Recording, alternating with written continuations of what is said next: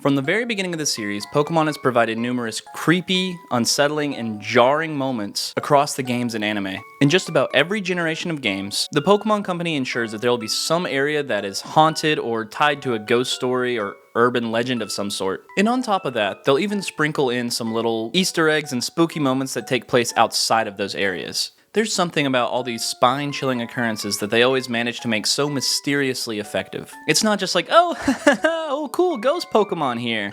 No, sometimes it can be genuinely disturbing. Why don't we start this ghost story where it all began?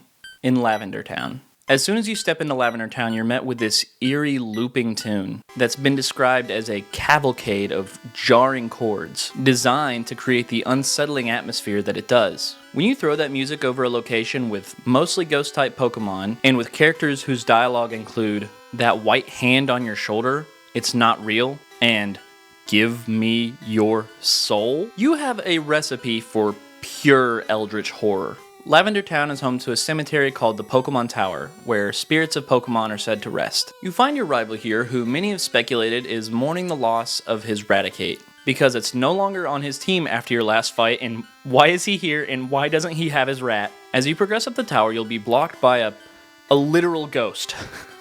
It turns out to be the spirit of a Marowak mother who got killed while trying to protect its child Cubone. But this is just straight up proof that real ghosts and ghost Pokemon are two entirely different things. And to this day, there's really no explanation for the difference, which makes it all the more creepy and unsettling. Truthfully, not a lot of towns, especially in Gen 1, got all this lore. So you can tell how much the Pokemon Company really loves their ghosts just from the very beginning. While we're still in the early days of Pokemon, let's talk about Sabrina from the original anime. And yeah, it's not just ghosts that can give you the heebie-jeebies. It's her and her weird little doll too. Sabrina uses the doll to talk to the other characters in the episode, and she seems lighthearted when she talks through the doll. I wanna play catch! But when combined with her normally cold and emotionless speech as the actual human Sabrina, who has like intent to kill, This time you won't escape. it's just a really unnerving composition. And like, you don't need me to tell you that a little doll talking is creepy. No. And now back to the games with Gen 4 in the old chateau. And yeah, the creepy meter got cranked way up for this one. I mean, we got it all. There's a painting with glowing red eyes that follow you, the weird flickering TV that Rotom comes out of, and even more real ghosts. But this time, it's people. There are ghosts of a little girl and her butler that appear here. When you walk into their respective rooms, they'll look at you and then float away without any walking animation or anything. And when you walk over to the direction they went, you won't find any trace of them. Everything in the old chateau is watching you. Literally, there's a statue that says it's glaring at you. To feel like not just one, but multiple gazes are piercing straight through you, not just the player character, but through the DS and at you. It all culminates in a really unnerving feeling that might be hard to shake. And that's especially true if you're like me and played through the games for the first time whenever you were a little kid. I was playing this part under the covers in my bed late at night, trying not to get caught by my parents because I was supposed to be asleep because I had school the next day. And to feel like I was being watched, like actually feel like I was being watched, alone, in the dark, by myself, that was terrifying. The story of the girl and the butler was expounded upon in an episode of Pokemon Generations. In the episode, Cheryl and Chansey walk into the old chateau and are greeted by the butler, who appears to have some hospitality. But we see that his kindness is all a ruse, because whenever he treats them to a feast, we can clearly see that there's not actually any food on the plates. And not long after, he goes full on ghost mode and chases them down the hallway in this insane sequence. And then the episode ends with the little girl doing the exact same thing, just going full ghost mode. There's a lot here that's just completely unexplained, and I think that's why it makes it so uncomfortable. On top of that, there's just so much good horror iconography. The following red eyes make a return, the butler's sinister smile and maniacal laugh. The color purple, because ghosts apparently in the Pokemon world are just purple. The little girl who's kind of reminiscent of the twins from The Shining, and the classic blood-curdling scream at the very end. It's simple, but it's just so effective for a 5-minute short. Next up, let's venture over to the Unova region and visit the Strange House from Black and White 2. The Strange House is, well, a strange house where all of the furniture can be seen moving around seemingly on its own. It was actually the ghost of a little girl that was telepathically rearranging all the furniture, specifically in a way that guides you towards her. She also mentions an Abra, which sounds awfully familiar from the previous game. In Black and White, there's a girl who mysteriously disappears when you interact with her on Marvelous Bridge. And an old woman in the passageway nearby briefly tells the story of a young girl with an Abra who passed away before the bridge was built.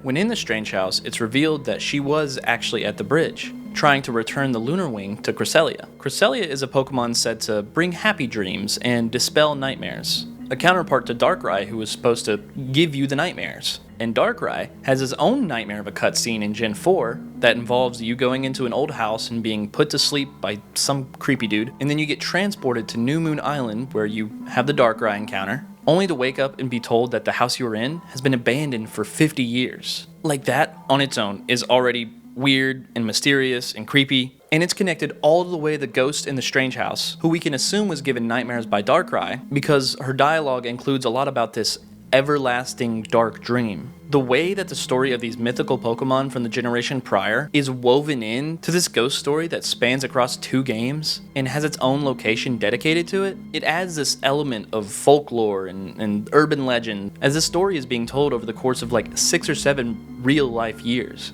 And none of it is tied to the main story. It's all basically a little side quest, and there's just so much detail and heart put into it. And it's just so evident how much Pokemon loves these little horror stories. But it doesn't end there. What you're about to witness is one of the most iconic ghostly moments in all of Pokemon. It's the elevator lady from Pokemon X and Y. The slow crawl without the animation, which being in 3D makes even creepier. The way the light flickers and she appears out of nowhere. And it's just such a jump scare to have this happen in some nondescript room in the middle of Lumio City. This was sort of a first for Pokemon if you think about it, because all the ghostly stuff happened in one centralized, haunted location. But this was completely out of place and completely by design.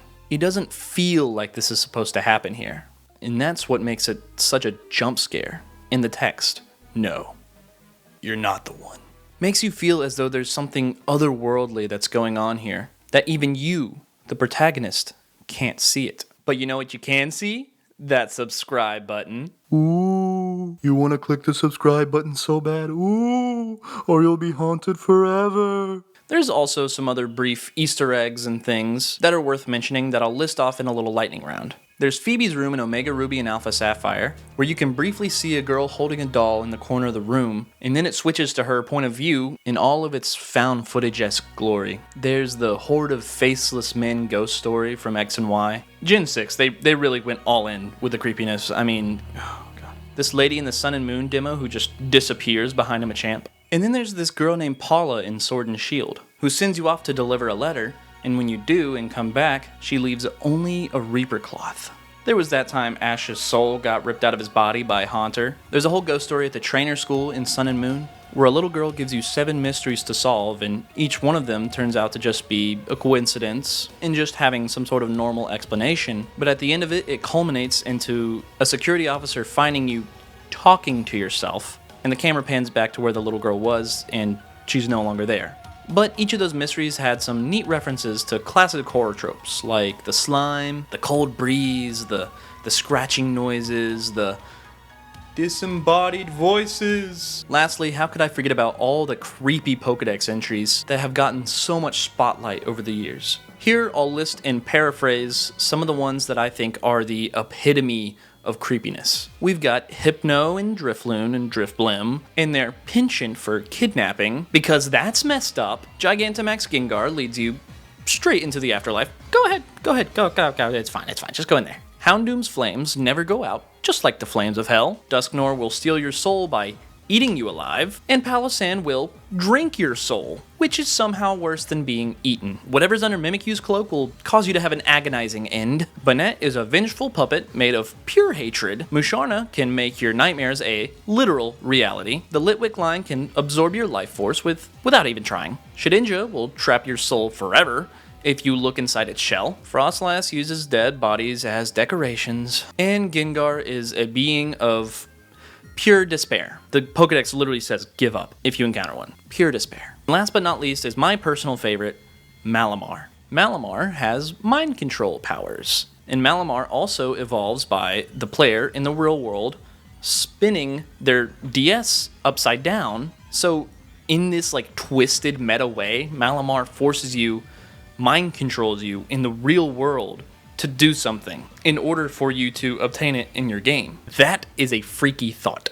Obviously, there are plenty more sinister moments across the Pokemon universe, but all the creepy stuff and ghost stories and whatnot that I mentioned today are the ones that I find to be most notable and ones that I just find to be really well done and just well crafted. If there's one that you think deserves a mention, let me know in the comments below. I hope we get to see more ghost stories in Pokemon games soon, as the past 2 generations have been kind of lacking in that department, especially Scarlet and Violet. If you enjoyed this video, leave a comment down below with your favorite creepy Pokemon moment. Be sure to like, subscribe, and I'll see you all in the afterlife.